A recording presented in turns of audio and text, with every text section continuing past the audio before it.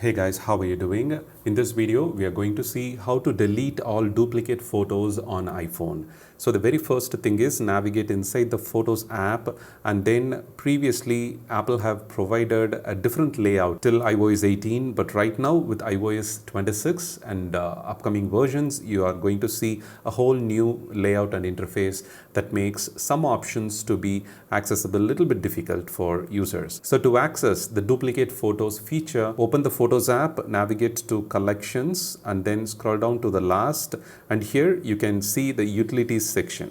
In the utilities, you have an option called duplicates. Since iOS 18, Apple integrated this feature to find the duplicate photos by scanning the photos that you normally save on your camera roll or in the Photos app, and it shows all the photos here. You can simply merge into one photo, or you can select and delete multiple photos at the same time. You can preview all the photos once before performing any delete action, because once deleted, it moved to the recently deleted folder. You can of course recover from this section, but if it is deleted also from this folder, it is impossible to recover any such deleted entries, the photos and videos from your iPhone. So this is how you can delete all duplicate photos on iPhone and iPad. Always make sure that you have a proper backup in place, either iCloud backup or you manually take backup to other cloud storage services like Google Photos or in a local computer periodically, like few months once, to prevent any data loss